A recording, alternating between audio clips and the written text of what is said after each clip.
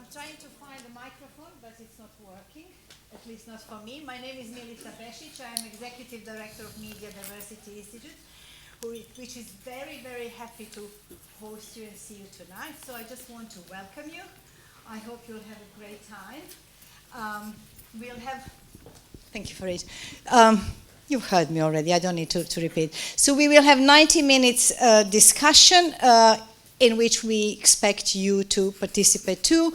Then we will have a screening of really short film, like 7 minutes film, about how great we are as MDI.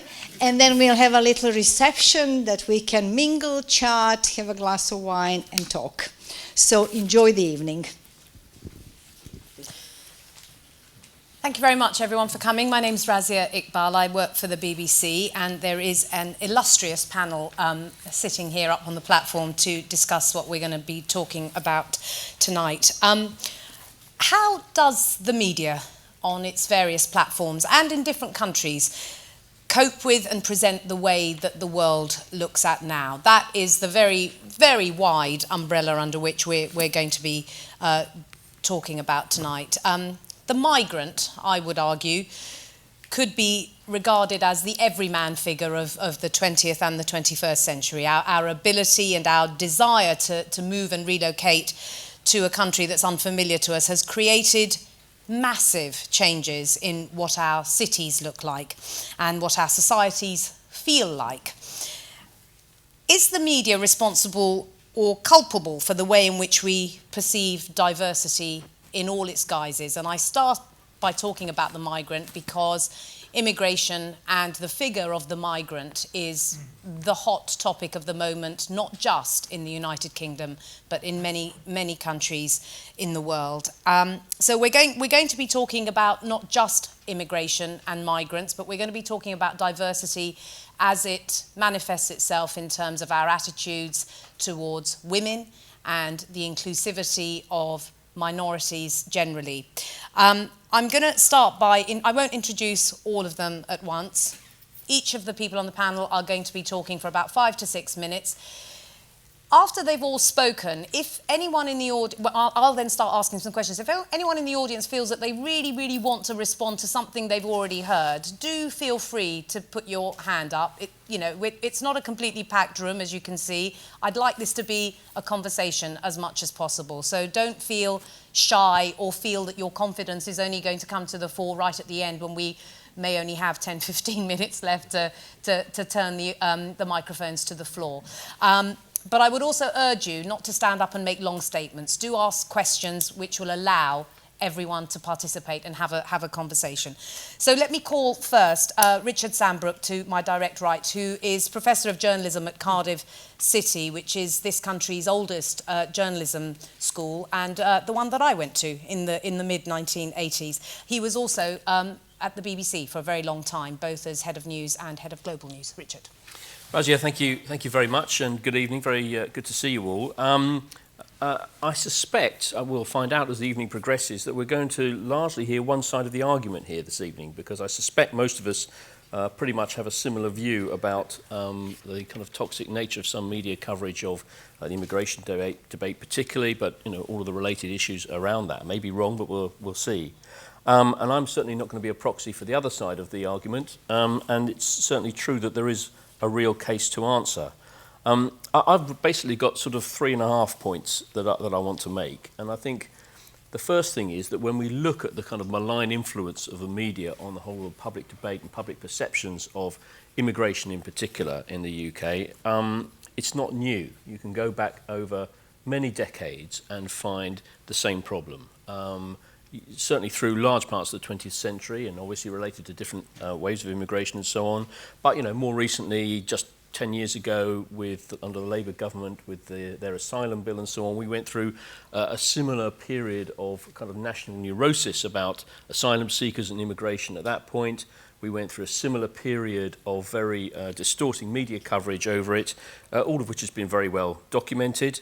There was, sort of famously, I think it was was it the Star or the Sun, started off with asylum seekers have eaten the Queen's swans, and then another tabloid replied with they're eating pet donkeys, and all of it complete nonsense. and it span on from there, and the Labour government reacted with some very tight measures on the new asylum bill, partly in response to that kind of coverage.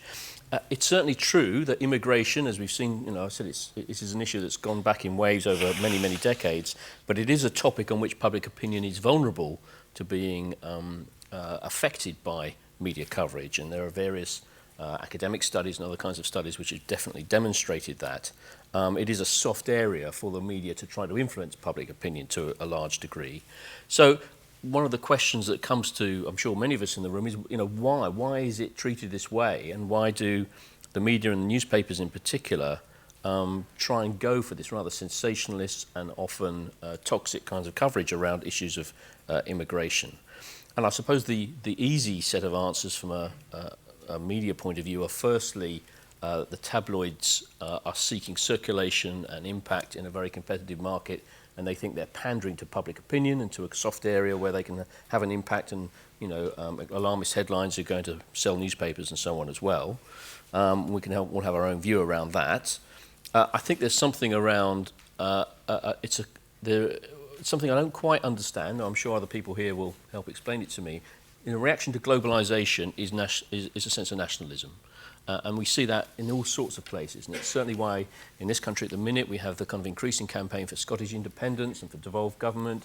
You see it in other parts of Europe and other parts of the world. And somehow as the world becomes more interconnected and interdependent and the kind of barriers come down, then people take refuge in a more deeper sense of nationalism. And I think we're seeing that kind of effect to some extent at the moment. And of course in Britain, it's particularly informed by the political debate about Britain's role in Europe at the minute, and that's what's really feeding this latest wave of coverage and debate. And again, it is toxic, and there are various people who've analysed it. One of Hugh's former colleagues, Malcolm Dean, wrote a very good book, came out last year, called Democracy Under Attack, which outlines a whole lot of kind of media problems and errors around coverage of social policy, including immigration and asylum. Greg Fino came out with a book last year, which I haven't read, but particularly looked at the media coverage of immigration as a topic, and again really analysed and set out all the problems around it. So there's been a lot of study around that. So that's the problem. I think the second thing is, should we be surprised by it? Many of us will regret it, but should we be surprised? And I think one of the problems we have is that many of us think that news and journalism is somehow there's an objective norm to it, and that journalism is about facts and so on. Actually, most journalism is ideological, and I think we should recognise that. And certainly print journalism is ideological, largely in this country. The broadcasters, of course, are regulated to be impartial. Print isn't, and most newspapers here have a political position or are seeking to curry political favour, and that drives a lot of their editorial positioning. One of the problems with that is that the broadcasters get sucked in, because the newspaper coverage starts to shift the position and attitudes and move the centre in a particular direction, and the broadcasters get sucked along with it. And we had Nick Robinson, the BBC's political editor, only a couple of weeks ago, and he did a documentary about immigration, which actually I thought was rather interesting documentary, saying at the start he felt the BBC had got it wrong in years gone past, actually probably years when I was working there, that it hadn't properly reflected public attitudes and public apprehension and nervousness about immigration. Well, he may be right, but I would say that that's not the broadcaster's role. A broadcaster that is regulated to be impartial, its role isn't simply to mirror back public anxiety about issues. It may need to acknowledge that there are anxieties, but its role is to inform that public debate with evidence and hard facts as far as it can produce them and deliver them. That's a broadcaster's role, and I think when they get sucked off centre and feel everyone is very exercised about immigration, we need to reflect that to be seen to be relevant to public opinion, then I think they can get drawn off course. And I think there is a real risk of that happening to a degree.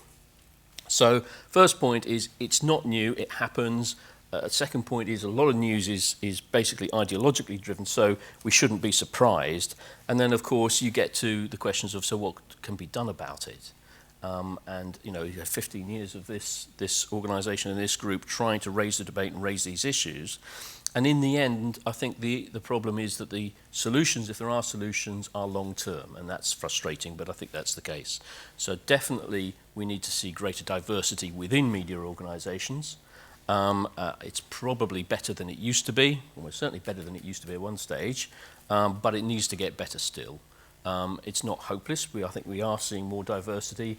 In my old world of broadcasting, certainly seeing more on-screen, probably need to see more off-screen in senior managerial and editorial positions, but it has definitely improved, and the same in print as well. But there is a risk that the media and journalism becomes a white middle-class pastime in the UK because it is expensive to get a journalism education or a media education that gets you into decent roles and decent jobs. It's very difficult to get scholarships if you don't come from a decently well-off family who can fund £30,000 of undergraduate debt and then another £9,000 of postgraduate debt in order to get somebody a qualification these days. It's much harder to get in. It's not impossible, but it's much harder. So there is a real growing issue, I think, about entry into the media and how we put some ladders and ropes out to diversify the input. It's better than it was, but I think we've got a long way to go, and I think, if anything, some of those ladders are getting withdrawn under economic pressure at the minute. So I think that's quite a big issue. Second thing about what we can do about it related to diversity really is plurality of ownership. And of course there's a political discussion about that as well, particularly off the back of Leveson, and there's always a debate about whether the BBC is too big and so on as well. But there's no question that plurality of ownership can make a big difference. And we need to make sure that the media doesn't get too concentrated in too few hands. And on that basis, I suppose my final note of optimism is that the digital age that we're in and the internet has to help with that in the long term, because it hugely enables greater diversity of opinion, greater diversity of consumption of media outlets and so on as well. So over a period of time, the great weight we have behind the Murdoch Press or the Daily Mail or any other big group, including the BBC, for many, is going to erode simply because more and more people have access to more and more sources of information, and that diversity of information and diversity of opinion will eventually break down these big blocks that at the minute are problematic in this debate.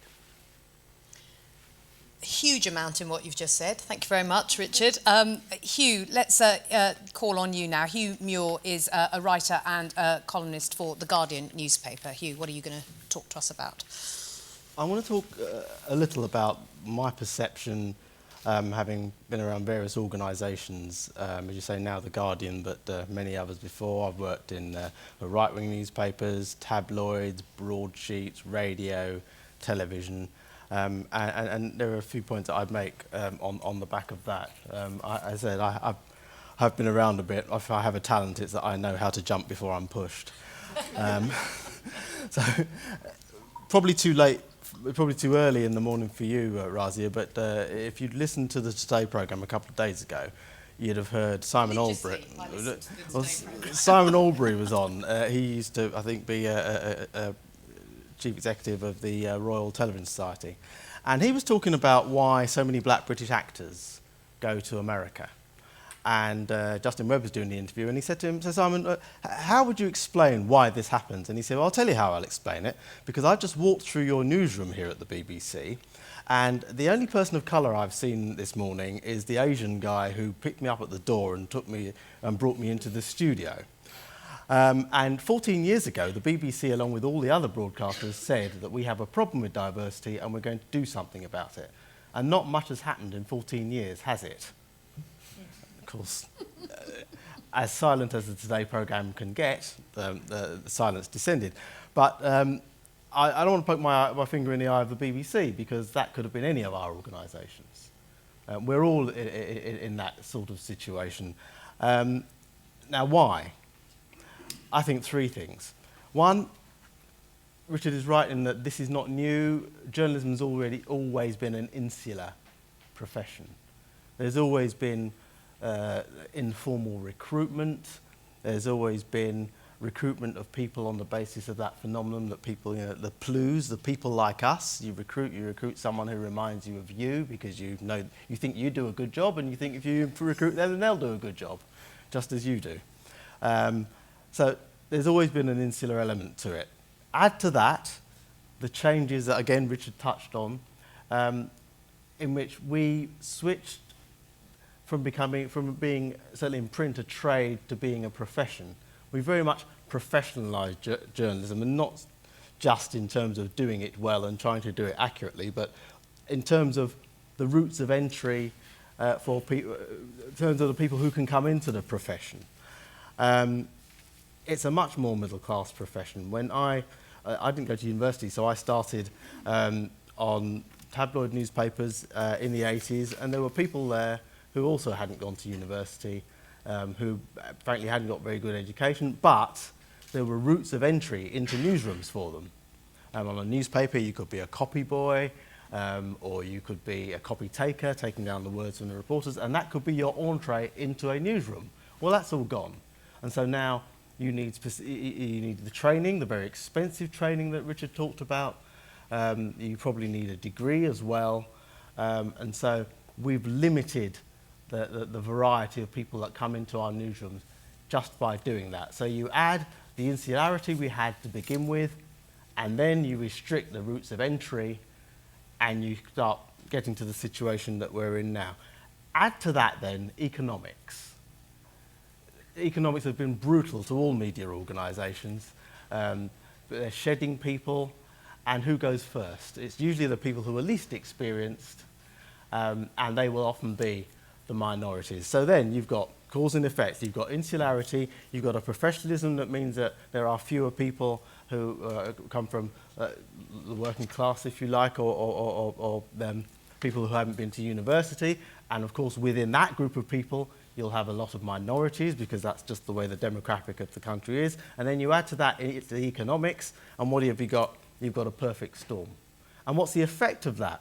Well, basically, we produce our product for a country without really knowing what the country is like. We've kind of, there is a disconnect between us and what is out there, and who we're talking to, or who we're producing our newspapers for, or our websites for. So you end up, without the right people in the office, producing a product that's not quite right for the people who are out in the country. It's as if you're trying to get somewhere and you've got the wrong map, and you can't be surprised that that isn't going to go too well for you. How does it manifest itself? Well, if you look at our product, our output, often we struggle for tone. When it's about diversity, we don't quite pitch it right. We don't know what the communities that we're talking about. We're not comfortable in how we discuss the diverse dynamic that there is in the country, because we don't have that dynamic in our newsrooms. And you see that in the stories that we choose. You see that in the way that we cover things that happen from day to day. And what you end up with is reporting diversity, not day to day, not in its ordinariness, but reporting diversity as crisis management. It's diversity as crisis. This is tonight's Evening Standard. I've got no particular problem with the story itself, but here I know something more about Muslim women now, because I know that some of them have been inspired by jihad. And if I open the paper, Met Chief's plea to Muslim women to stop children turning to terror. Now, I'm not making a specific complaint about that story. The problem is that that story exists in virtual isolation. I don't know anything else about Muslim women. I know that they sometimes turn to terror, because that's the sort of thing that we write about. It's diversity as crisis management. I know about young black men. I know that some of them are in gangs. I know that some of them try to leave gangs. I know that some of them are footballers. But I don't know much more about them, or at least you might not know much more about them, because we don't report that community in its ordinariness either. And so, what to do about that?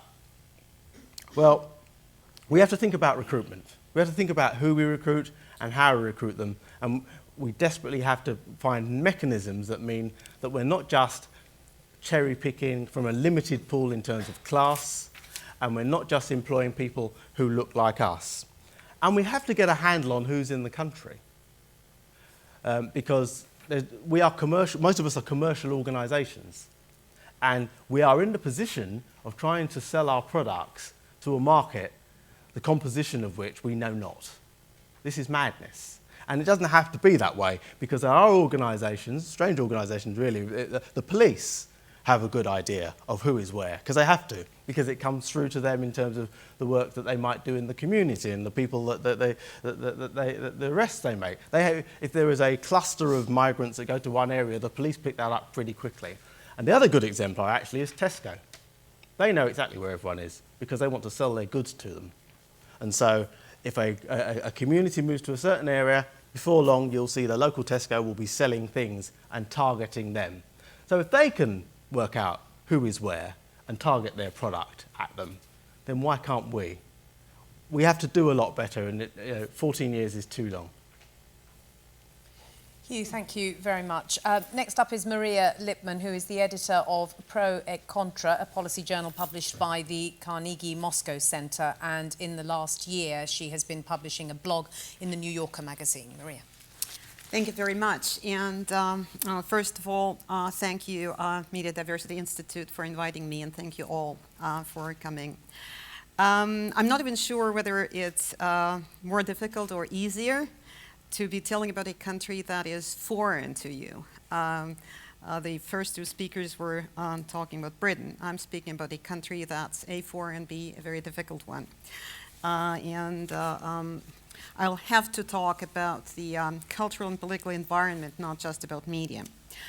My focus will be the situation with gay rights. Of course, I could talk about migrants, as Razia suggested at the beginning. It's not the situation with migrants is auspicious in Russia, but the situation with gay rights is especially egregious and also new.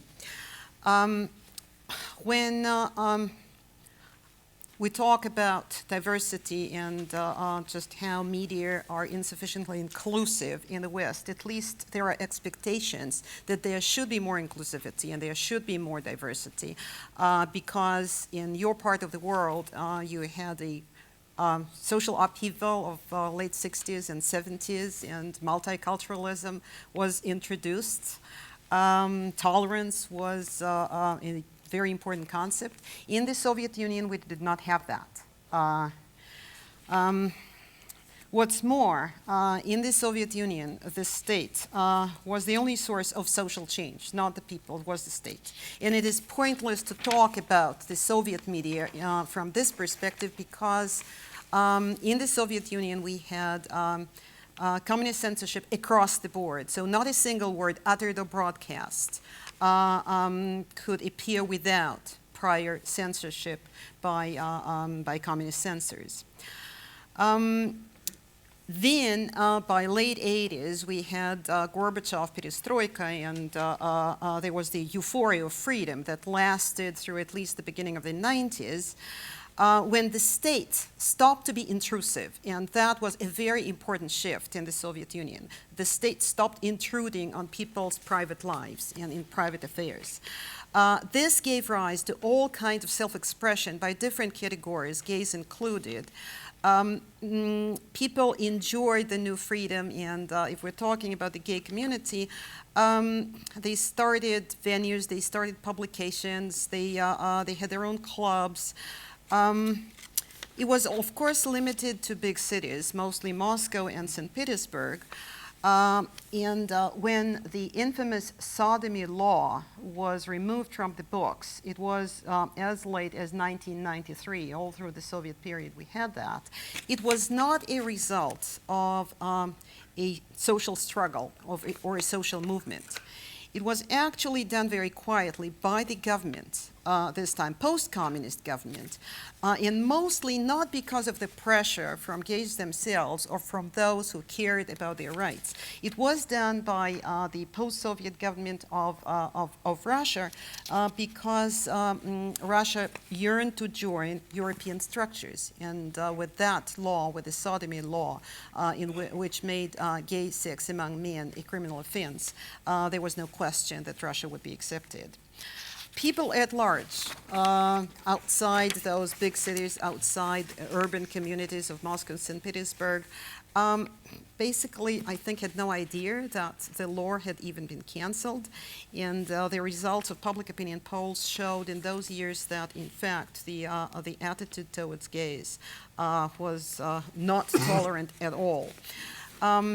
the new media, the new liberal media that emerged in Russia after the end of the USSR, of course, were guided by Western liberal values of diversity and otherwise, but those were mostly small audience, niche publications that were preaching to the converted.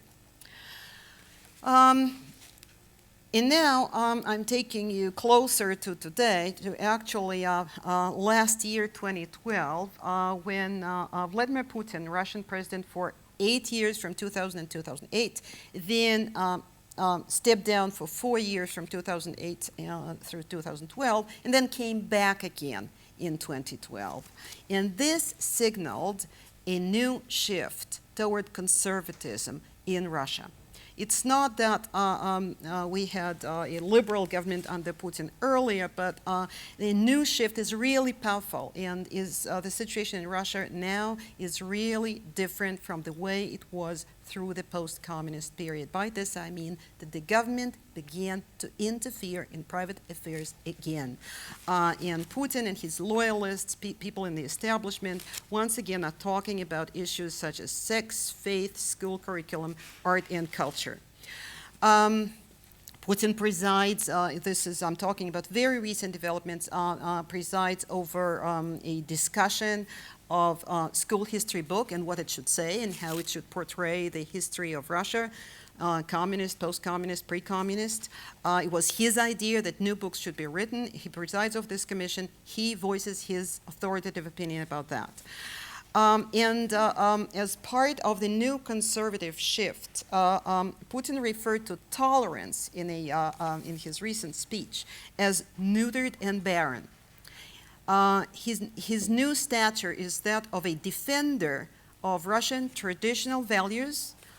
He doesn't go deep into it, what traditional values are, defending them against godless, decadent, and immoral West. That's the situation in Russia today, and gays are in the very center of it. The campaign against gays started with an adoption of a law that has a long and cumbersome name, which is a ban on propaganda of non-traditional sexual relations among minors. However, in colloquial speech, it's referred to as an anti-gay legislation. It is basically a ban on visibility of gays. This gave rise to all kinds of statements by aggressive loyalists, a category that has come to the fore as soon as Putin launched his shift toward social conservatism. To give you an idea, I will cite two media people, both television anchors, both with an audience of many million people, and it comes from talk shows about gay issue. Both from 2012. One said, this is a quote, Western sodomites are trying to sneak into Russia and mobilize a protest movement among our own perverts. This is a quote from another one, also a television anchor with many million audience. I think that to fine gays for propagandizing homosexuality among teenagers is not enough. They should be prohibited from donating blood or sperm, and their hearts, in the case of a car accident, should be buried or burnt as unfit for extending anyone's life. So with this being the environment, and with Putin enjoying and ever expanding his authority as in all spheres of life, it is very difficult to be talking about diversity and about inclusivity. This shift towards social conservatism with the gays in the middle of it was very abrupt and actually quite unexpected. Again, it is not that the popular attitude was tolerant. It was more along the lines of don't ask, don't tell. But with the law on the books, ironically and paradoxically, it was the government's conservative piece of legislation that brought this issue to the fore and put it in the middle of a national debate, but the debate is basically along the lines of gays are the enemies of Russia, no less. So that's this transition, this shift toward social conservatism, with the same president who presided over Russia, in which the government did not intrude. It may have been politically conservative, but not socially. I mean, can be seen, of course, this is a slightly far-fetched metaphor, as in Islamic revolution in Iran, launched by the Shah himself, without the Ayatollah having pushed him out of power. So it's the same man who did not interfere. And some of you may or may not remember that there was a teenage duo from Russia who grew very popular about 10 years ago, called Tattoo. Two teenage girls who posed as lesbians. And they represented Russia at Eurovision, the annual contest. Today, it is absolutely inconceivable to even imagine that this could take place in Russia. So in an environment in which quotes like the one those that I cited, and I have to tell you, they are not unique. It is indeed impossible to talk about media being not inclusive enough. Richard was talking about plurality of owners as a very important issue. Indeed, except that in Russia, the concentration of ownership is gigantic. And for many years now, national television channels, and especially those that have news coverage, concentrated in the hands of a very small group of owners, either the state itself or people who are totally loyal to the state. There are, of course, publications that dare, that are not, have not become government stooges, and they try to, to practice at least a degree of editorial freedom.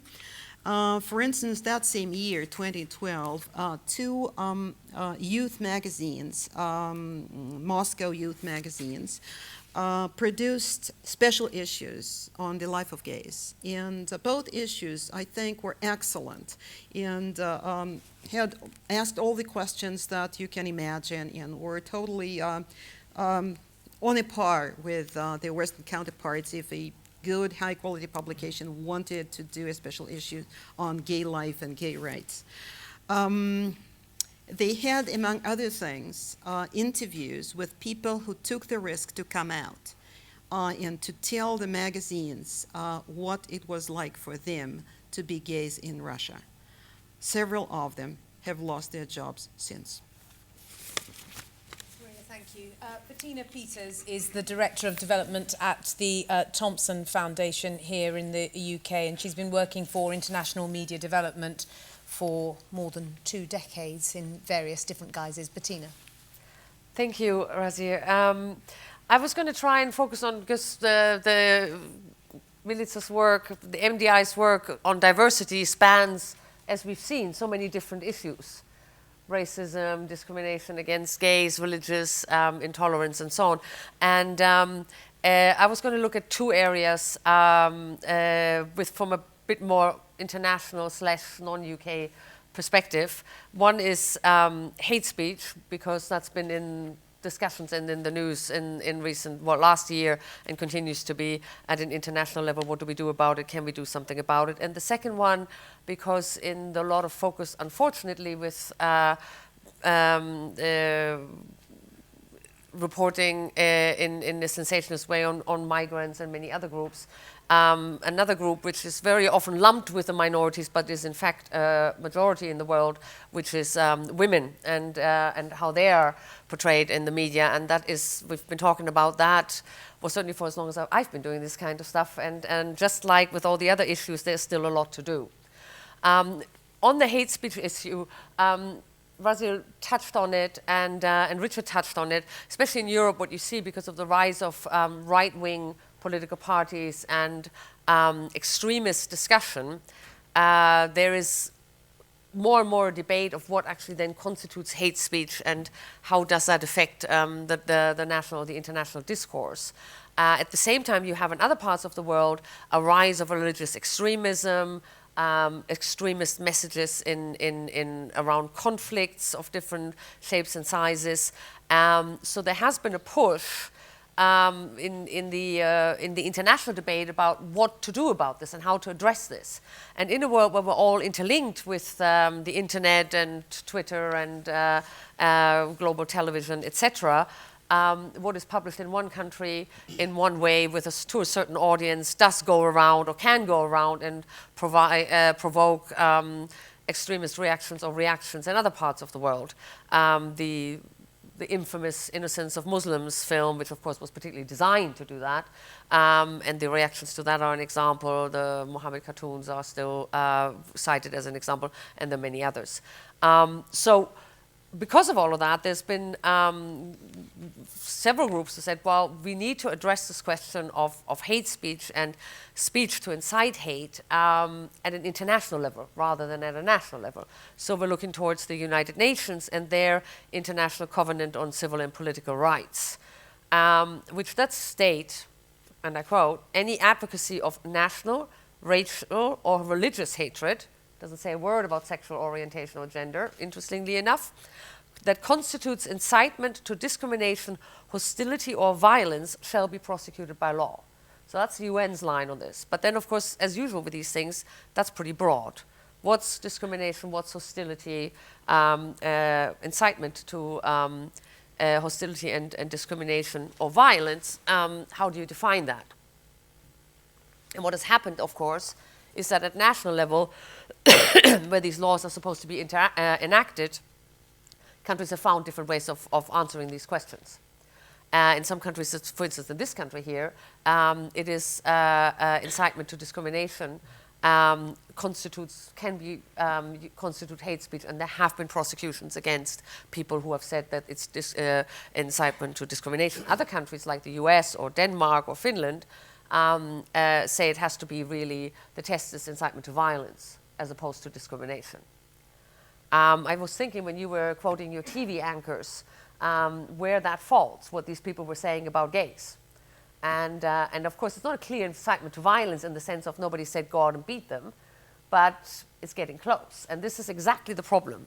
And the problem that, of course, you face then at international level, and especially at international political level, is that this whole issue about hate speech becomes a political ball in a discussion. There are those who push for strengthening blasphemy laws because they would say anything that you say blasphemous is incitement of discrimination to a particular religious group. There are others who would argue the exact opposite, and I would agree with them to say, well, the whole issue is freedom of expression, also including your religious views, which can be that you may have negative views on that particular religion or on that particular or religion at all. And on it goes. The problem is that you find then, and this is one of the issues that organizations like MDI and others that have been working in international media development start to have to contend with, is that on the one hand you find politicians and legislators who want to use this to restrict freedom of expression. So on the other hand, you do want to restrict the kind of hateful or hate speech that does incite violence. And as a media support organization, you constantly try to straddle that line of getting that right. There has been some help from the media, the rapporteurs on media freedom that the UN, the OSCE, the Organization of American States, and the Council of Europe have. And they've given some guidance on this and said, for instance, no one should be penalized for statements which are true, even because you've had cases of where people were saying certain things, and that was then considered to be incitement to discrimination, but the statement was a truthful statement. They're also saying that you shouldn't be, there should be some kind of intent. There was a case of a journalist, of a Danish journalist who did a very good and critical program about racism in Denmark, but of course had people making racist statements on air, and got taken to court and lost in the first instance in Denmark, of saying that these actually constituted incitement to, this constituted hate speech and incitement to violence, because the things that these people were saying on his television programs were incitement to violence. And then he went to the European Court of Human Rights, which said no, because this program actually put this in context and explained these hateful messages and did not propagate them. And that's the issue of intent. None of these things that I'm talking about, though, there is no agreement on this at international level. And that is one of the problems, because there's no agreement and because people tend to, in their frustration of an increase in hateful messaging, look to the law to try and sort this out. And those of us who've worked in journalism and in different countries for many years know that that is not necessarily the best way to go about this, because you try to imagine every possible situation in which to try to define what constitutes incitement to violence, but in the end, I think, and that is certainly one of the things that MDI has been working on for ever since it was launched, is to try and bring this back into the profession itself. We shouldn't abdicate responsibility as our own ethical responsibility as individuals and as journalists and as managers in media, etc., and as consumers of media, to actually say we need to look at these combating hateful rather than full-blown hate speech, where we actually find it and draw it out and show it for what it is, rather than saying, oh, there'll be a law and then we don't have to worry about it. So that, I think, would be my message, very much in support of what MDI has been doing for many years, and to say that there are tools and many training approaches, etc., that help to combat these issues. And last, but certainly not least, I want to quote the standards editor of the Associated Press, Tom Kent, which in a conference not so long ago reminded us, actually, it doesn't always have to be covered, hate speech. Just because somebody says something hateful doesn't make it news. There is news judgment there. And very often we fall into this trap just because somebody said something really stupid and outrageous on Twitter, which got retweeted and retweeted, that now suddenly this is an issue. And by airing it in the mainstream media, we actually give it more oxygen than it's worth. And I think that is one very often when we do these kinds of training exercises, think about it. Is it actually newsworthy? Because very often it isn't. And so that is one area, and I've talked too long, so I'm going to have to be short with the other ones. The other area, which actually recently doesn't get that much, it's not so much a problem of being talked about all that much, is women in journalism. Very often, because that's been an issue, certainly in the Western world, that's been around for even longer. And very often say, well, we've kind of done that now. You know, there are laws against this. There is gender issues that's much more been dealt with. And if you look at certainly recent debates about the whole Twitter against, and I can't remember her name now, the woman who promoted Jane Austen on the £5 bill, and the kinds of messaging that she received, we haven't come quite as far as we think we have. There's been a study. Can I ask you? I'm sorry to interrupt. No, I'm not at all. really mindful of the time now. So can we talk about the women issue as we start absolutely. to discuss? Yeah. So Bettina, I'm so sorry to have to interrupt you in your flow. John Owen is the Professor of International Journalism at City University, among many other things. John, just run through what you want to outline. I'll keep it very brief because I think it's important to get the audience involved. I just want to pick up on a couple things because they kind of flow from what Bettina just said. I think Bettina says, again, the real important work for MDI is the journalism. Yeah. But sitting here listening to this litany of descriptions of the challenges facing MDI is a pretty troubling kind of reality. And to practice the journalism that you would like to see, and most of us alike would see, is to really ask journalists to potentially get themselves detained, arrested, beaten, or even killed. Covering gays in Africa right now would get somebody killed. I mean, to simply pursue the story, to tell the story, would have you being associated with someone in Nigeria who is now deemed to be gay and therefore breaking the law. So you could be subject to state sanction. So here we are. I see some of my City University graduate journalism students. I see them, we're injecting them with this need to go out there and tell these stories. But I'm mindful that to go out and tell these stories, to be trained by Melitza Pesage's journalist trainers in Algeria or Morocco or wherever it is, China now, is to ask people to put themselves at risk.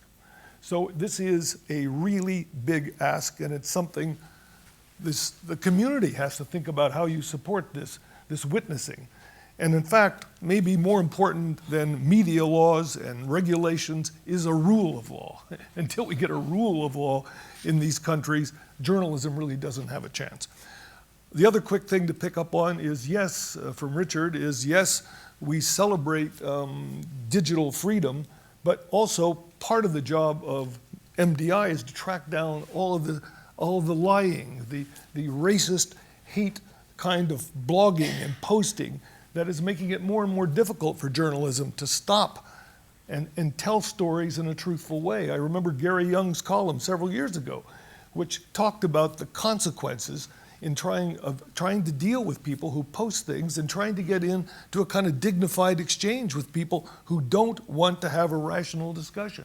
And how does journalism cope with that? Again, how does MDI get into the middle of this and train people about how to react and how to stop this kind of hateful online posting and blogging? So that's another thing that really is on my mind. Again, if you just quickly look at the States, I'm a North American, you see, again, according to the daughter of one of the giants of African American publishing, who died about a decade ago, she said, you know, diversity isn't on the back burner, it isn't even in the kitchen. It's not even an issue. 90% of the supervisors in American newsrooms are white. 12% of the actual newsrooms are minority. I mean, it's not moving. Overwhelmingly, the studies show of the people who appear on the cable programs, overwhelmingly are white males, again, all out of proportion with the reality. So it's a pretty grim picture over there. But still, if you believe in the work that MDI is doing, you still come back to believing that good storytelling, telling the truth, finding stories that tell something about the truth in your own societies, again, going back to an assignment several years ago at City, is looking for original stories about minorities that weren't negative, that were simply adding to people's understanding of what was going on in their community. And in fact, that's how you build audiences. That's the other thing. We always talk about diversity as a negative. And editors and publishers don't get it, don't see that you only add new readers and new viewers by reaching into other audiences, not the traditional audiences. I mean, I think if editors and publishers and writers that don't get that are stupid. So that's just, you know, again, I'll just end my little burst there. Thank you all very much. Everything that each one of you has said opens up an absolutely huge, you know, the territory that we're trying to cover is massive. So let me try and just pull a few things together. I want to ask, I guess, both Richard and Hugh, since you talked about it directly, and John also, you know, you seem to be suggesting, both of you, that a lack of diversity in newsrooms results in the reporting of the diversity being completely skewed. I'm wondering whether a complete change of the way in which newsrooms are run will actually result in diversity in the societies that we live in being different, if news is ideological, as you say, if the way in which the momentum behind the coverage of, say, the immigration debate in Europe generally is driven by policy, journalists being enthralled to politics, the nexus between politicians and journalists being so particular that it's impossible for journalists to stand up and tell stories truthfully or represent the societies in which we live realistically. Well, well, I mean, commercially, how much good is that doing? I mean, if we have that nexus, and there is that, you are right, there is a nexus between politics and journalism. The government has a particular take on migration, has a particular programme. Many of the papers reflect that. But if you then look at the balance sheet of those newspapers, I mean, it really is that doing them any good? Might it not do them more good to actually go out, find a market, and produce a product that is appropriate to that market? I'd love to agree with you, Hugh, but the Daily Mail is the most successful newspaper in this country. That's the problem. And look at and look at the industry. And look at the graph, though. Yeah, we are a declining industry. Well, why are we a declining industry? Is it because people don't read anymore? But what I But think books, is quite- well, books sell, also- magazines okay, sell, so- newspapers don't. That it's true that it's a declining industry, that the print industry is declining. But what's also quite interesting, based on what both of you said, is that, and Richard, you in particular, coming from the BBC, that the BBC, in news terms, is not completely, but in large part, we are informed by the popularity of how the newspapers are covering a story, and we are in thrall to a large degree to the way in which a story is being covered in a well-selling tabloid newspaper. We don't want to be seen not to be reflecting what we perceive to be Middle England and what Middle England is talking about. Yeah, I think that it's a slightly different but really complicated topic, that one, Razia. I mean, I think an organisation like the BBC, I worked in it for a long time, and I was on the board of management for 10 years in different roles. It has to be relevant to all parts of the community, so it has to feel as if it's in touch with the community and their concerns. The point I made was that doesn't mean to say it should pander to them. So, particularly in its journalism, it has a specific role to inform public debate with proper evidence and properly based factual evidence and so on as well, not simply to pander to what it thinks individual prejudice may be in the hope of getting up viewing figures. Now, it's true, people will always say, the Today programme follows the Daily Mail agenda and all the rest of it. Of course, if there is a topic being discussed widely in whatever the public forums are, and newspapers are a big part of that, then the BBC should relate to those in some way. But I don't think it should simply reflect the same what things. Bettina was saying earlier, that actually that's where news judgment has to come into No, play. definitely, absolutely. That you don't have to pick up on a story just because you perceive it to be completely. a Twitter storm. But so this is a kind of generalised discussion. Some people say, the BBC picks up on every tabloid story.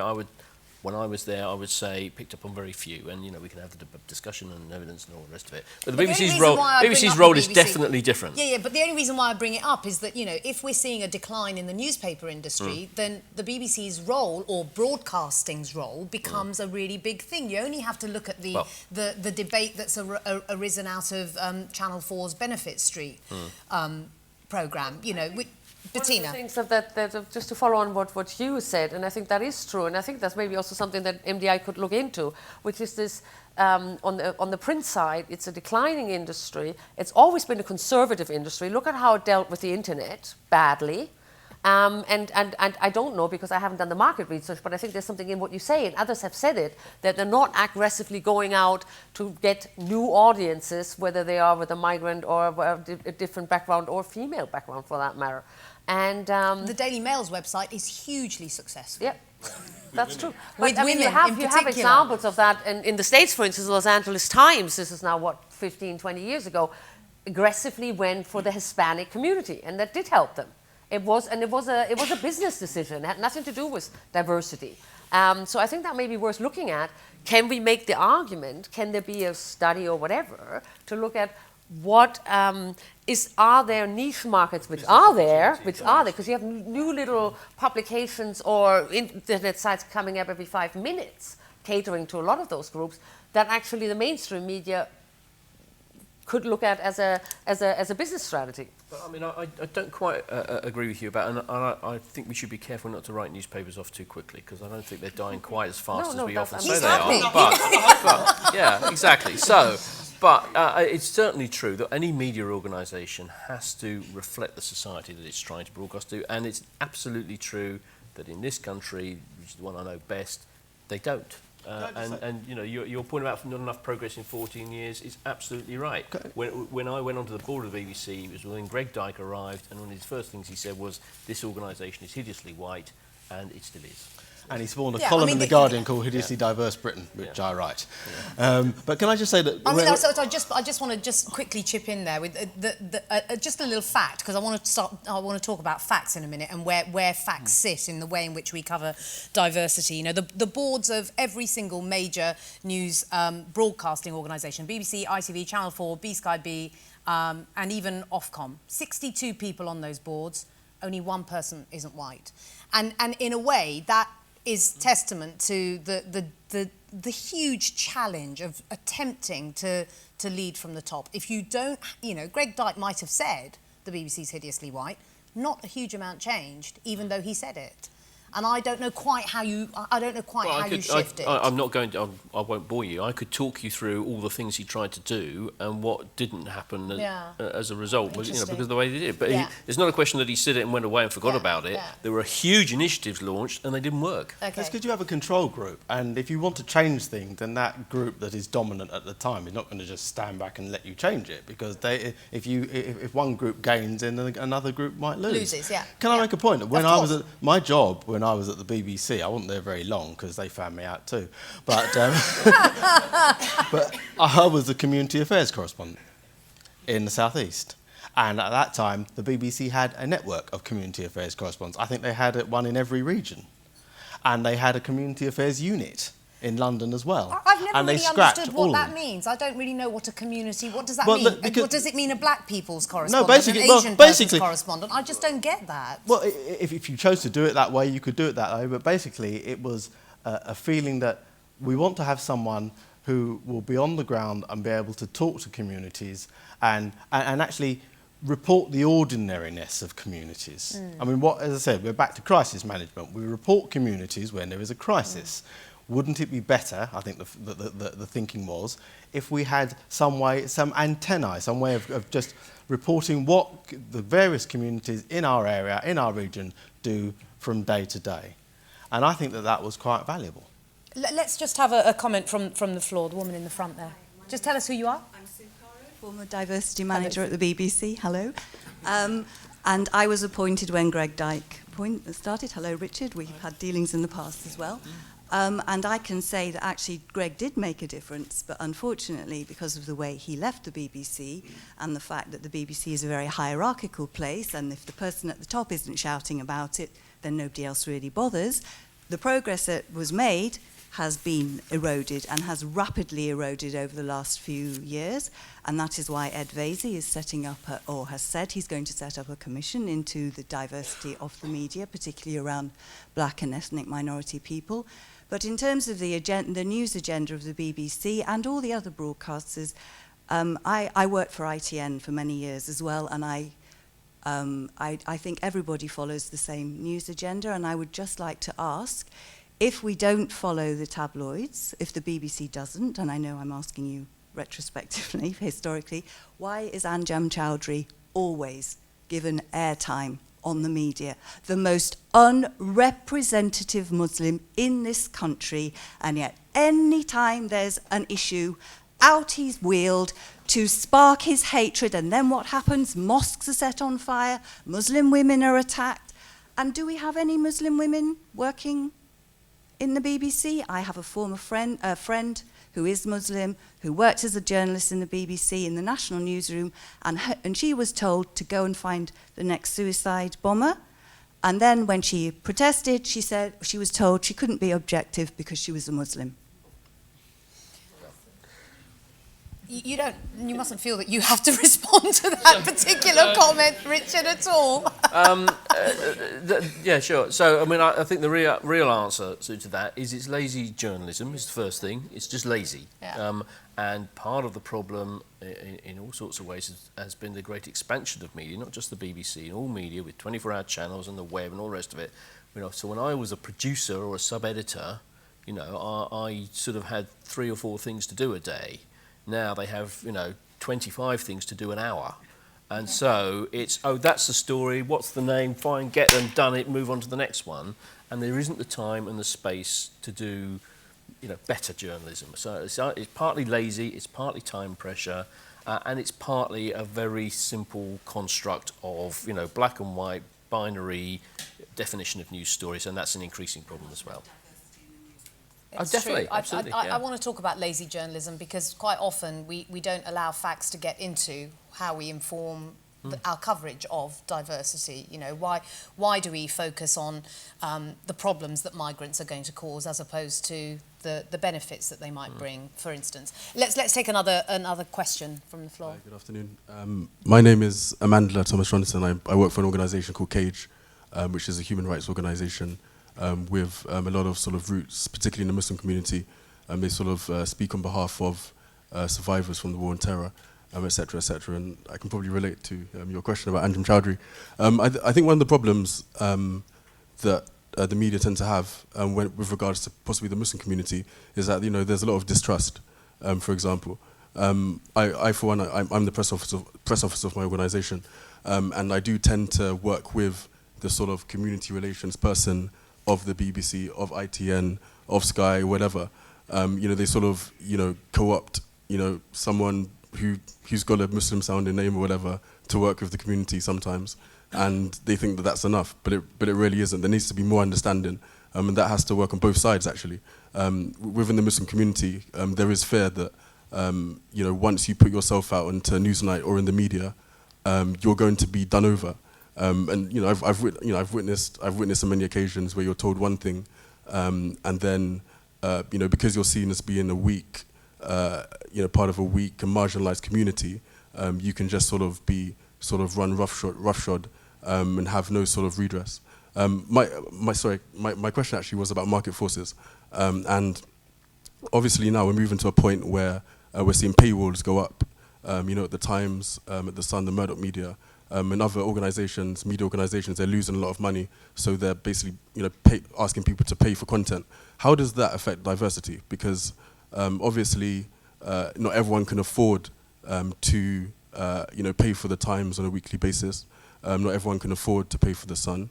Does this shut out people? And does it mean that that the Times and the Sun possibly only cater to that echelon of person who actually bothers to pay for their internet content and their sort of newspaper content as well?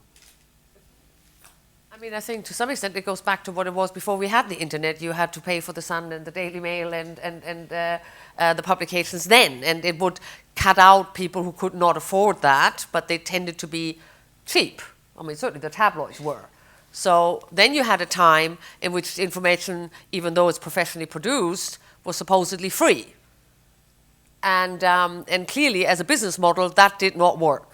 Because what the publishers thought at the time was, oh, we'll throw it out there on the internet and it generate an enormous amount of advertising income, thus we do not have to charge. That has not happened. And it has not happened now for 15 years, and it's probably not going to happen in the next 10, so they had to come up with another model, which is the paywall. And I don't think that's a diversity issue in that sense, that it cuts out certain sections of society that can't afford to do this, but one would hope that as before, when you didn't have the internet, you had the newspapers in the libraries. So people who couldn't afford to buy and really wanted to read it could do it. And they were cheap.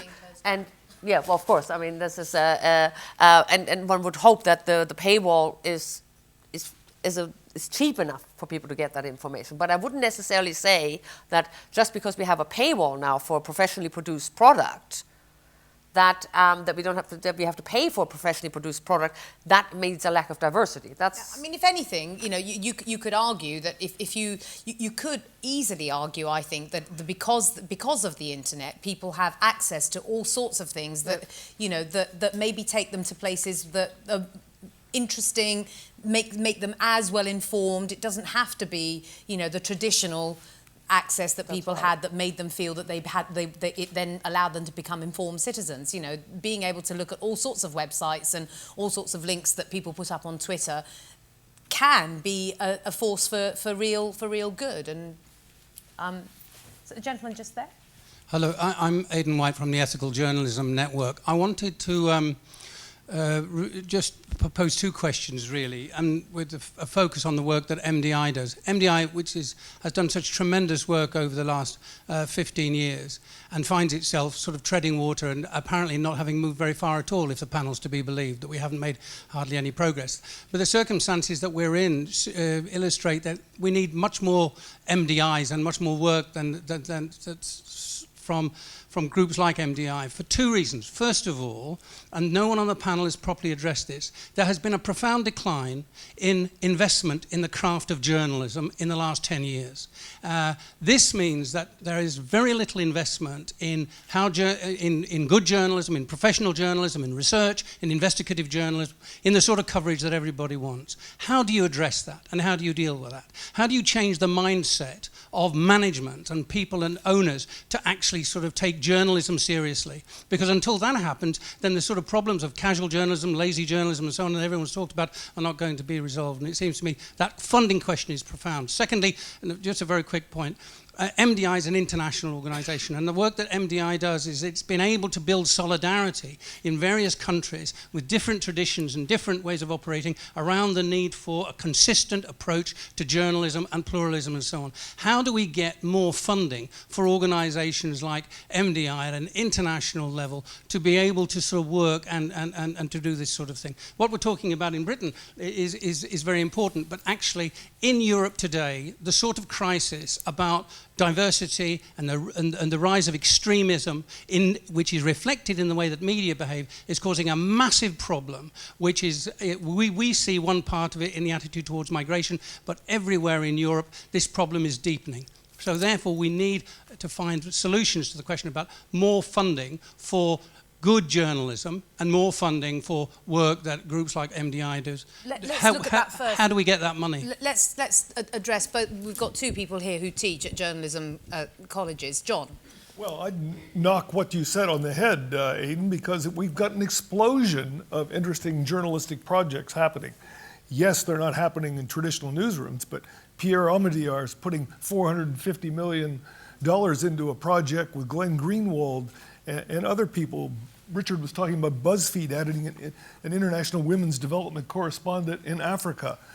There are a lot of things going on. The Bureau right here in London is very involved in investigative journalism. ProPublica in the United States is doing all kinds of investigative journalism. I'm not depressed at all about the state of journalism, but yes, in traditional newsrooms, we've got a problem. But there is a lot going on that's also happening. You're shaking your head, but that's over the bar. We're going to have to continue this conversation.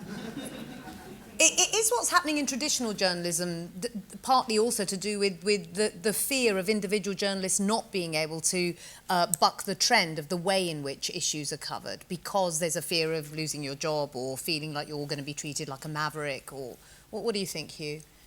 I think it's very difficult. I think that it's a two-stage process. You have to get more diversity into the newsrooms, but then when you've got people in, you have to find a way to make sure that they can thrive and to make sure that they can impact the organisation. And that's not very easy, especially until you get to a position where there is a critical mass of diversity and they feel comfortable in confronting the assumptions of the newsroom.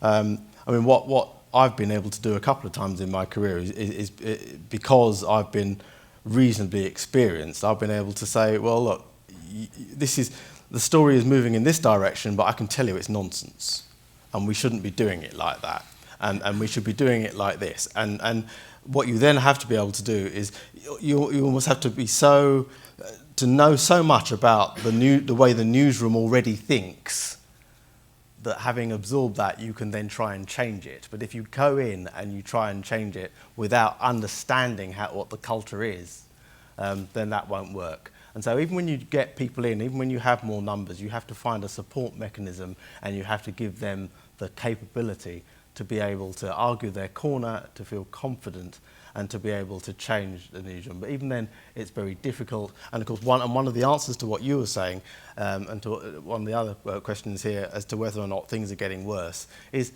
this thing ebbs and flows. It's like any initiative that you try and take through any large organisation.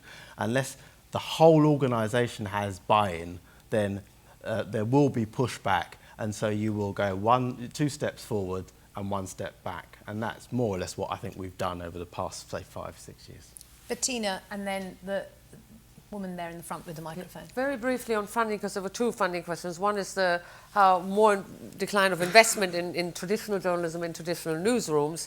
To some extent, of course, where the market does not fund this, it's a question, do we step in and fund it elsewhere? And some of the things that John Owen has mentioned are precisely that. They're funding journalism initiatives that the market no longer funds. Maybe the paywall will be an answer that the market may fund some of this again. Not sure. I think for those media organizations that receive public money, there needs to be some kind of leadership from their respective trustees and so on, that there should be investment in journalism. I mean, there you actually at least have a handle. And of course, the other area which the question dealt with is more, should there be more support for so-called media support organizations like MDI to address, again, some of those questions that the traditional market in media education or others does not pick up. And that is a question of a political will. Is there a political will to fund those kinds of, to use public money to fund those kinds of issues? And the problem that we have is in a time of austerity, all of those issues are always seen as soft. It's the reader as editor always goes first, the diversity person always goes first when we got to make cuts. And that is that is why some of these comments here are sounding more negative than I think the situation is, in a sense, because we've come quite a long way, but we're fighting against something now which is a tide that's pulling back. Certainly in this country and in Europe, as the whole austerity debate has brought us extremist politics and cuts in areas where we need them most. Okay. The woman in the front's got the microphone, and who's got the microphone at the back? Gentleman there. Okay, so you next. The point about the BBC and the recognition or the belief that they've made a mistake in how they represented the immigration communities or issues. I wondered if you could talk us through the thinking process that might now be going on in terms of addressing that. This is because with newspapers, you make a choice, you pay for them, but actually we all fund the BBC, and I don't actually feel, as much as I enjoy much of it, I don't feel I'm represented as it is now. So if they're going to try and say we're going to be more like the Daily Mail because that is the majority view, and we haven't done that in the past, what kind of thinking might be going on inside now, and how might we deal with that? Well, the short answer is I don't know, because I'm not there and I haven't been there for a number of years now. So, and you know, the BBC, there was a discussion yesterday, and this is exactly right. The BBC is like a football team. So when one manager leaves or gets sacked, he brings in a whole new coaching team, a whole new, you know, it's a whole new regime, there's a whole new training and style of play, and the whole thing changes. So I'm at least 2 managers ago, so you know, I'm not quite sure what their game plan is. Program. We've got you in as a pundit to reflect. So I'm not entirely sure what their game plan is in a minute. However, I don't think it's right to say, and if what I said suggested this, that they somehow are going to just, you know, cover immigration in the way that tabloid press. I don't think that's it at all. I think some people jumped on a comment that Nick Robinson made, which was that he felt 10 years ago that the BBC didn't properly reflect kind of national apprehension about immigration. If you watched his documentary, it was actually, I felt, quite a balanced and interesting documentary that ended up saying, let's have the real debate, which is about the positive contribution of immigration as well as some of the public apprehension about it, and let's have a much more open and balanced debate, which is at the moment still very difficult to have in this country. And I think that was what he meant and where his programme ended up, but it was seized on by saying, aha, the BBC admits it's out of touch with public opinion and the tabloid press are right after all. So, you know, other people may disagree about it, but I felt that's where it was. The BBC will be sitting around agonising about how it gets its coverage right, because that's what the BBC does best. They sit around and agonise about it for ages, and there will be, you know, Immigration Week, and there will be some series of programmes, and, you know, there'll be stuff coming out. It won't, in the end, all get dragged across to the right, but I think in broadcasting in general, the tone set by political debate and newspapers can sometimes draw broadcasters off centre, and I think that's something that editors and managers always need to be careful of to keep their own sense of where north lies. I agree with you about that. It was broadly balanced, but I wondered about calling it "The Truth About Immigration." I just thought the title just made me go, oh, made really? You watch though. Well. And you hit it on the head. I mean, the only thing I would take issue with what you said is I think the political editor of the BBC had some idea when he said that how the newspapers would spin it. Sure, I think he would have had an inkling. Yeah. I think the man who reports about political spin day in, day out probably had an idea that there would be a lot of coverage for his programme. Yeah, and We've you've got probably got a lots lot more of viewers as questions. a No, consequence. and it wasn't a half bad programme, but you know. So if that drew people in to watch a programme they might not have done otherwise, why not? I've got lots of questions still from the audience, but a couple from Twitter. Richard, for you. Do you have any successful examples of integration or diversity in the media? I think the person, because I've been sort of trying to watch it a little bit as well, also mentioned the question of the integration of the World Service into the rest of the BBC, and I suppose that is something that I would look to, partly because I was involved in that, and there are risks around that as well, about how you homogenise the World Service and so on. But actually, I think you do see more cases of India being reported by Indian correspondents and journalists, and indigenous correspondents and journalists reporting places that they come from, and I'm seeing a lot more of that. And I do think the international coverage is being more informed by the expertise in the World Service, which of course is based on a great example of that was immediately after Nelson Mandela's death. Nomsa Maseko was on the 10 o'clock news, which was... You wouldn't have seen that, I think, 10 years ago at all. I agree. So I think that is quite... I mean, it's got there are risks around it, and it's got further to go, but I think that is a really positive example of where the BBC is learning. There is much to be gained from this, and it can enrich its programming in that way. Really quickly, Hugh, I would just Twitter say, question for you as well. All I would say is I would say a word for the comment is free section of The Guardian, because that's allowed us to get many more voices into The Guardian. It's very difficult on those pages. I can't even get onto the pages half the time because, Simon Jenkins and Polly Toynbee are going to elbow me off. But we've got comment is free, and what that means is that people, it's not us filtering what they say. Often we are able to just put them straight on that site, and I think that's really valuable. And actually a great example of that was that journalist who wrote about the Home Office's truck that goes round saying, asking about the immigrants and so on, and then that became a really big story that I think the BBC picked up fairly extensively. Okay, the person who's got the microphone at the back. Okay, Mark Wadsworth. I'm the editor of thelatest.com, which is Britain's first dedicated citizen journalism website, and thanks to Hugh, we get mentioned in The Guardian from time to time. Hugh and Razia are examples of people I'm proud of in the belly of the beast, as I call it, because they actually do fight their corner. It's so easy to fit in or F off. That's their attitude towards women in journalism and anybody who's diverse, whether it be lesbians and gays. And I think that it's important to pay tribute to the Media Diversity Institute and its 15th anniversary by talking about concrete ways forward. I've been talking for 40 years on this question since I started on a local paper. I went to an NUJ conference where there were just 30 of us in the room, African, Caribbeans and Asians from the whole country. That was the representation. And this issue is about representation and about content. They're two issues. On the representation issue, I think we should take a leaf perhaps out of the book of the Occupy movement and maybe get into some of those newsrooms. If they won't accept us coming in through the front door, maybe we need to abseil our way in to those newsrooms and occupy. Lesbians and gays did that, if you remember. They occupied, I think, a BBC newsroom on one occasion because they didn't like the coverage they were getting. And I think that's very reasonable, direct action. I think the time for pussyfooting around is over. And frankly, big media, your days are numbered in terms of setting the news agenda because of something called the social media. Twitter, The Latest, citizen journalism, Facebook. Most people get their news first from the internet now, not from a newspaper. I'm not saying that newspapers are going to die. I don't want them to die. It's a bit like saying that gramophone records are going to die because of CDs. It's not going to happen. But what is going to happen is that the conversation is going to be opened up and has been opened up by young people cheesed off with the same wine out of different bottles that they get from big media. And I taught for 11 years at City University. About 40% of my students were African, Caribbean, and Asian. Unfortunately, in the postgrad cohort, they were from abroad and didn't stay here.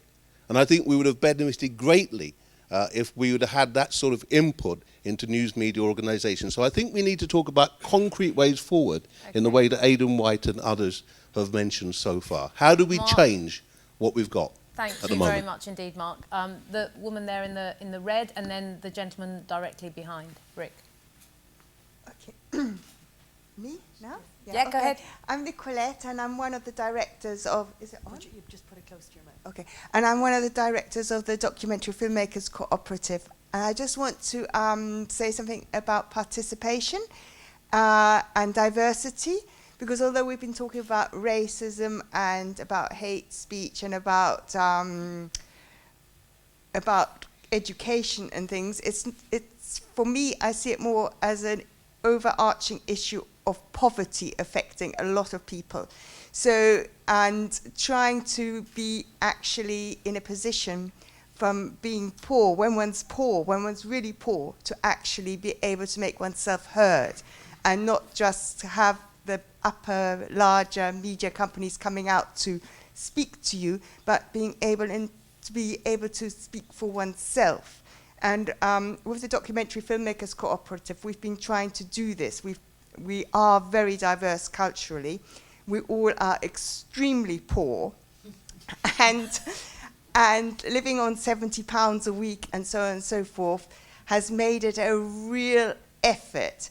And our interest is not so much to discuss diversity, but to actually be people of different backgrounds, cultural backgrounds, and not have a lot of resources, and to do the things, the stories that we want to do. So, for instance, we're making a film about Islamic art, and it's an Islamic woman scholar who's presenting it.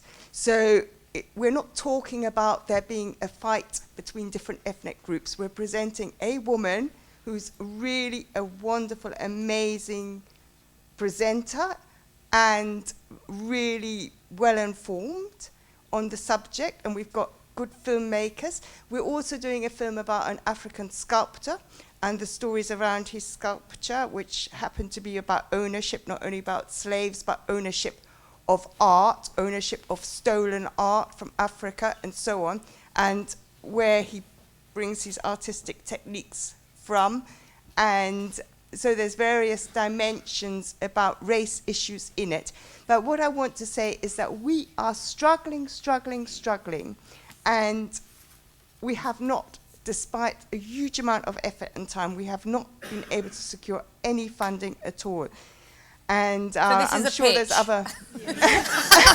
Excellent. You've made it really brilliantly. No, seriously, you've had a long time to tell us about the great work that you've done. Thank you very much. The person behind you, I'm sorry, but other people want to say things too.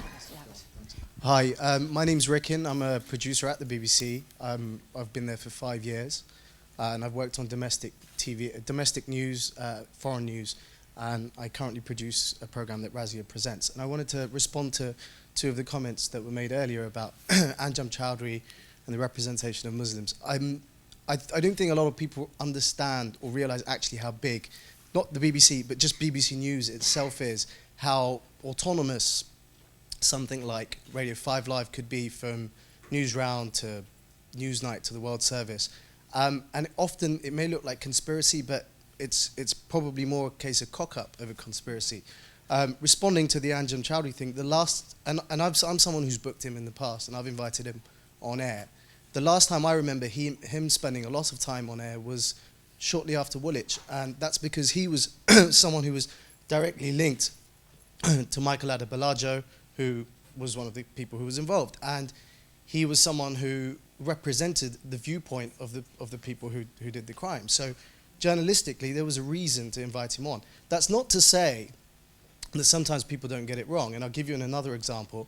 When the turmoil was going on in Egypt about 6 months ago, I was asked, there were 2 demonstrations in London in support of, against the Egyptian army, and one was by the Muslim Brotherhood, which was the same organization that Mohammed Morsi belonged to, and one was by Hizb ut-Tahrir, which is a right-wing fringe organization, but the news desk didn't know the difference between the two and sent the satellite truck to Hizb ut-Tahrir, which is a proscribed organization. In the end, we didn't put them on air, and we went to the Muslim Brotherhood thing. But so there are sometimes those mistakes made, but I don't think it's a case of some grand conspiracy to portray one community in a bad light. having seen it close up and being an ethnic minority journalist myself, I can tell you that that's not the case. Not in all cases, anyway. And there's also rules. So if we want to invite someone on, like Anjum Chowdhury on air, he's a member of a prescribed organization. It has to go through levels of managerial consent. You can't just put somebody like that on air without it being sanctioned or approved. It's not that easy. Thank you. I can't remember who's got the microphone in their hands. The gentleman just here. Hi, my name is Amir. I'm from Pakistan. I wanted to ask you, this question is regarding incitement to hatred or ridicule, and it's a genuine question. It's not to incite any repercussions. Where is the line? I mean, in the study that you've published, which is on my lab, there is a caricature of Jesus, but you wouldn't think about, putting a caricature of Muhammad. And when it comes to criticism of, let's say, atheists, we feel more comfortable with being satirical or, making comedy about atheist people. But when it comes to certain ideologies, these are no-go areas. And don't you think that off-limit topics are a negation of the very concept of diversity? Anyone want to take that one on?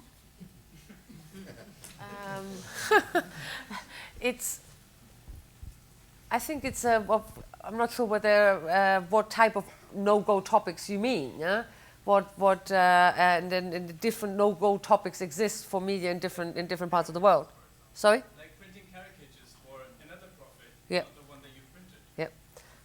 Well, we didn't, but I think that's right. I mean, of course, there are no-go areas, and I mean, I think it goes to some extent goes back to what John said. For an organization like MDI, which is trying to push boundaries of what is very often restricted through culture, traditions, and often law, as Maria examples show, to push those boundaries of those no-go areas, you have to be smart about that.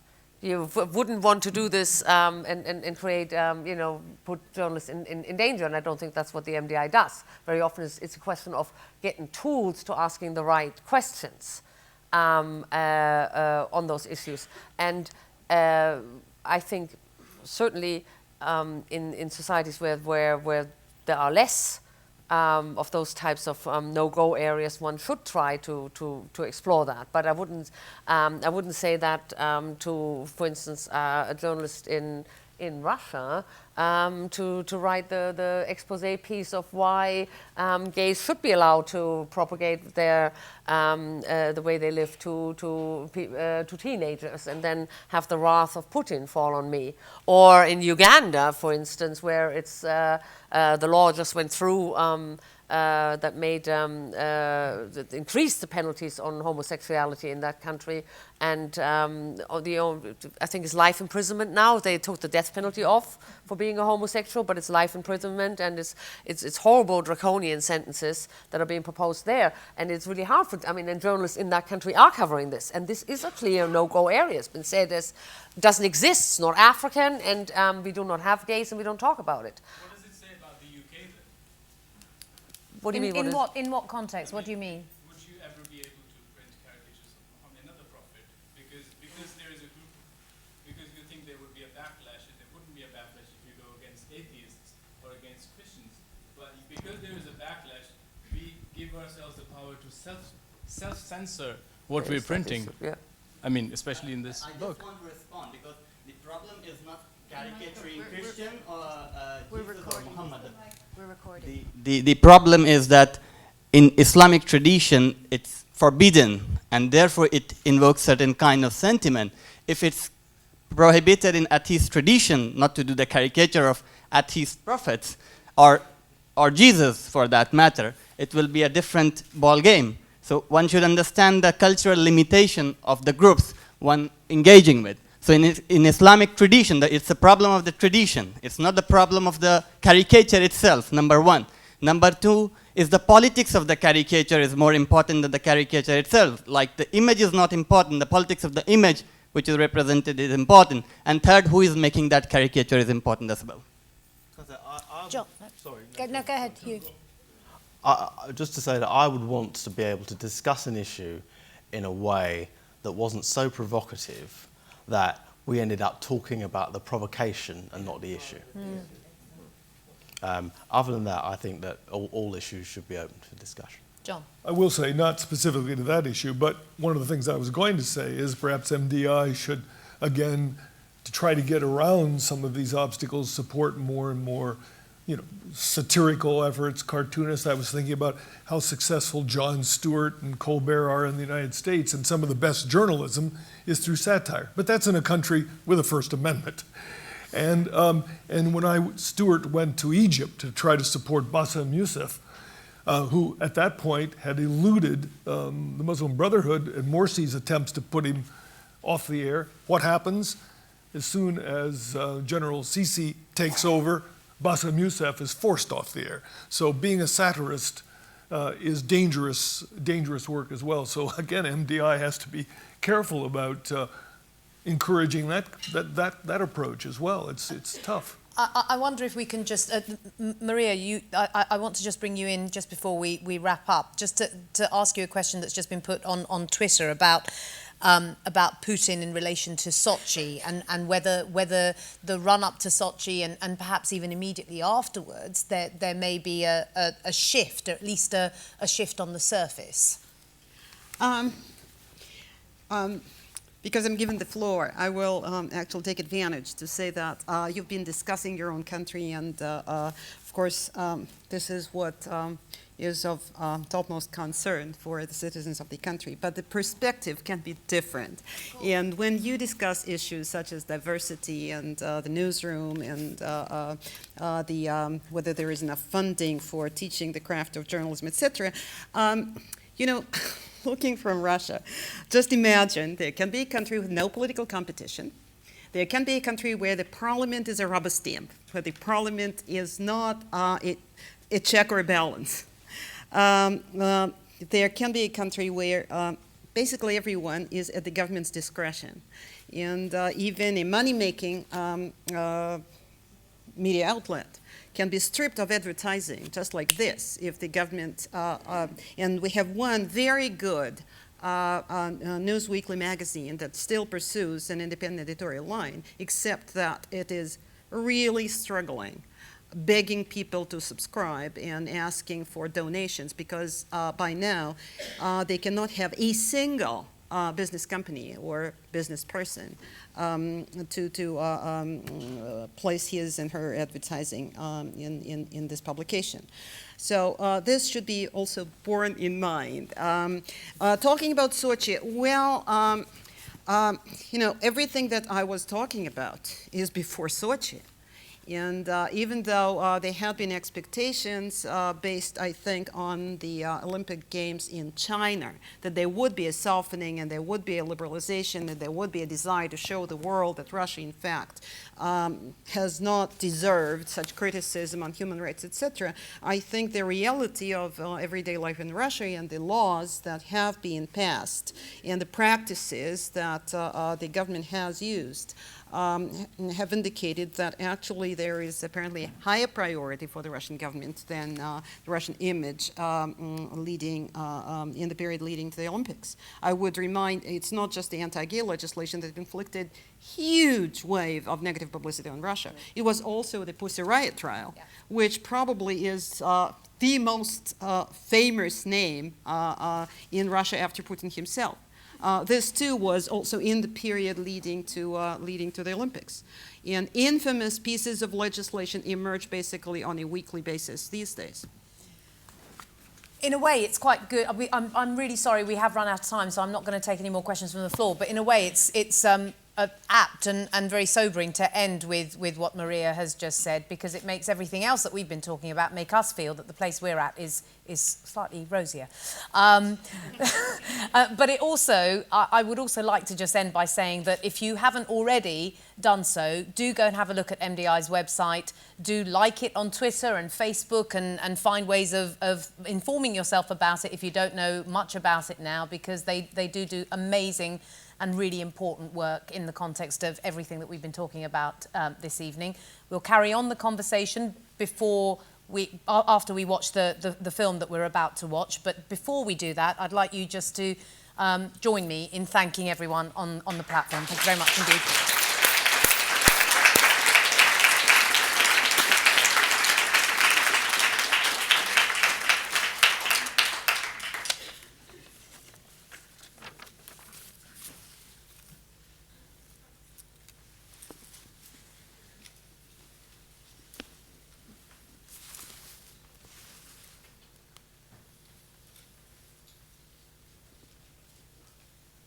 our men twiddling with knobs right at the back.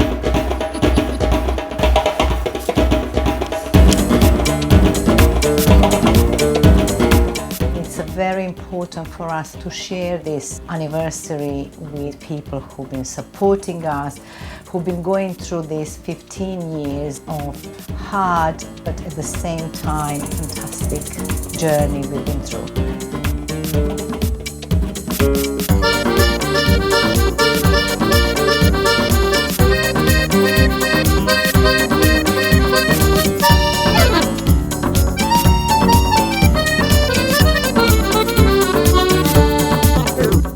I mean, if you look at what has happened with MDI, it started in a very small and limited way, and now it's all over the world. I mean, Melitza is constantly traveling to Egypt or to Africa, in terms of Morocco, or she's just come back from China. So the organization, I think, is really speaking to a lot of recognized needs in terms of doing a better job in reaching out in communities and doing a better job of portraying marginalized minorities and the other. So I think MDI in its 15th birthday has no limit in sight.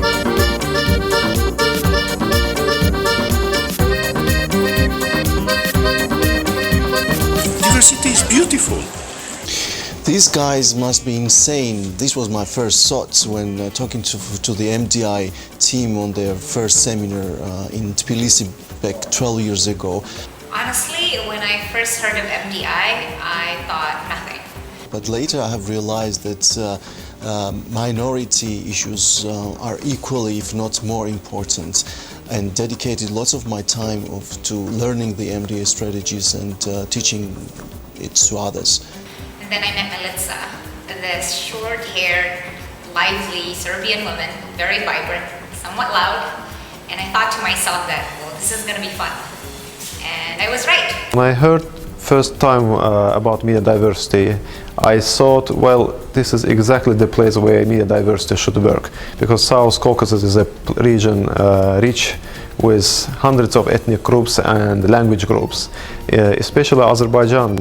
The first thing that I thought when I heard about Media Diversity Institute event that was held here in Belgrade, Serbia last summer was that it's probably going to be something very good, unique and special. But I was wrong at only one thing. It wasn't very good. It was actually an amazing experience for me, mostly thanks to Milica, who really presented journalism to us in different and unique way.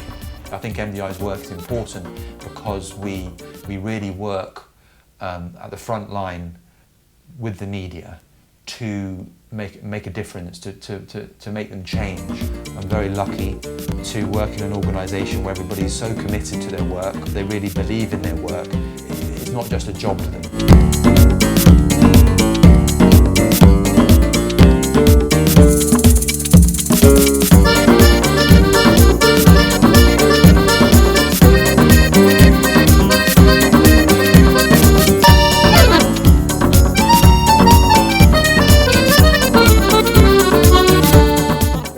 Together made one publication, one book. That was a book published by Media Center Sarajevo and NDI called Media and Diversity.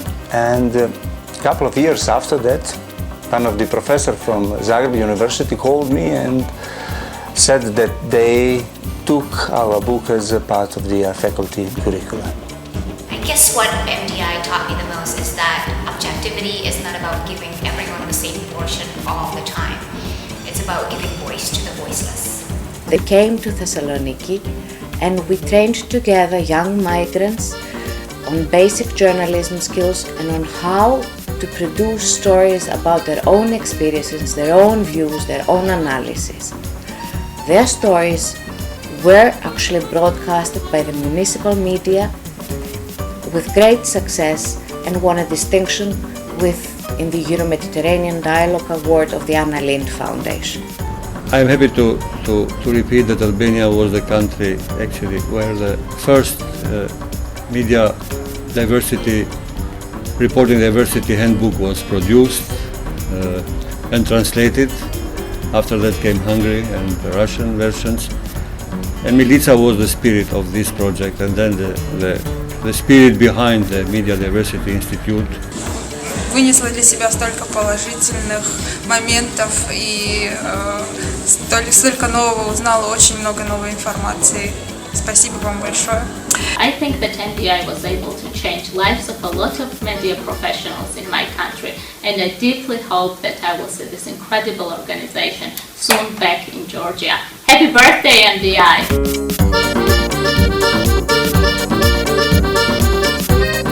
I don't think this evening or whatever is being said can be complete unless you talk about the role of Farid in the office, who is the guy that gets things done, and trying to manage Milica cannot be the world's easiest task. And then there's Lydia El-Houri, and Lydia has been one of the really strong organizers. She's the person that really made Egypt happen. She is a terrific worker. I know because she worked with me as well at the Freedom Forum. So Milica is really lucky to have those two in important positions around her. So here's to the two of them as well. Future is about diversity in every country in the world. It's making that diversity and that balance work, and the group that have the biggest role to play in that is the media. So I hope that they'll embrace that role professionally and do the very best that they can. And of course MDI would love to be side by side with them, getting them there. أنت جوليانا أيضا بخصوص بحسن الاستقبال سواء من الناحية المهنية أو حتى من الناحية الشخصية. قدمت لنا عدة خدمات، قمنا بالإضافة إلى زيارة بعض المؤسسات الإعلامية وأيضا التقابل مع خبراتكم واللقاء أيضا. أنتم تقدمون لنا خدمات شخصية كالتعرف على معالم المدينة، فشكرا جزيلا للMDI. MDI programs were enlightening, but at the very same time fun. MDI actually means not just a partner, which is always there if you need some help, assistance, partnership for applying of the project, but friendship as well. We have a lot of friends there who are working with years in the offices of the MDI. Greetings from Macedonia and happy birthday. Congratulations to MDI, wishing them all the best to all the people that make MDI first of all. Wishing them success, good luck, new challenges, bigger challenges. Well, Media Diversity Institute, I wish you all the best for your 15th anniversary. And I'm sure that just like my old TV that works like for more than 50 years, you will be even better as you get older.